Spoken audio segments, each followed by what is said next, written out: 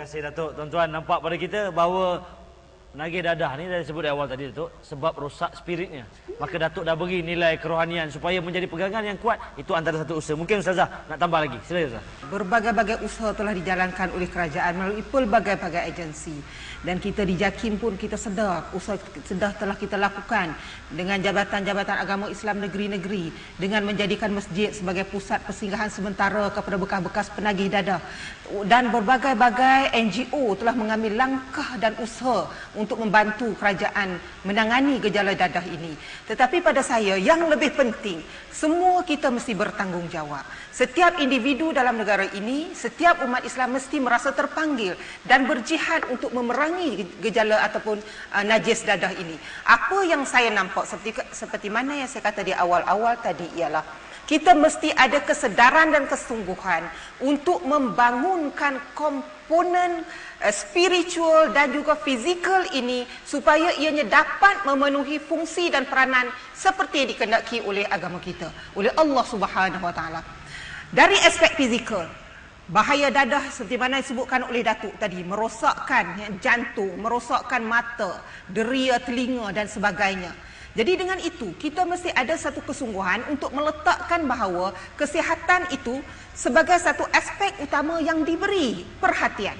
Jadi apabila kita meletakkan kesihatan sebagai satu aspek utama yang perlu diberi perhatian oleh semua orang, sama ada ibu bapa, ya, individu, anak-anak dan sebagainya.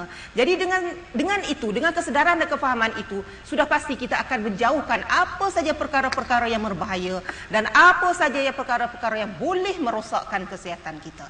Dan perkara yang kedua yang perlu kita bangunkan, yang memerlukan jihad dan usaha yang berterusan, yang memerlukan istiqamah yang tinggi, ialah untuk membangunkan nilai-nilai spiritual yang ada di dalam diri, untuk membangunkan akal, membangunkan kerohanian, supaya aspek ini terarah, ya, menjurus kepada apa yang dikehendaki bagi memenuhi fungsi yang saya katakan tadi, bahawa kita sebagai khalifah Allah di muka bumi ini.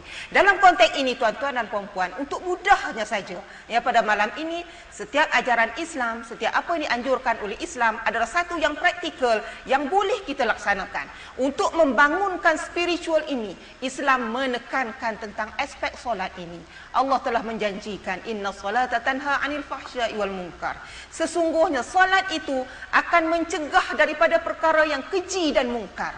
Jadi daripada umur mumayyiz sehingga umur baligh, Islam menekankan supaya ibadat solat ini diberi keutamaan. Tetapi hari ini kita tidak dapat nafikan, ramai juga anak-anak kita, ya, ramai juga orang dewasa yang menunaikan solat tetapi masih lagi terlibat di dalam kancah najis dadah ini. Oleh itu, marilah sama-sama kita fikirkan bagaimana sebenarnya ibadat solat ini sekiranya difahami dengan sesungguhnya akan mencegah kita daripada apa saja kejahatan, khususnya najis dadah ini.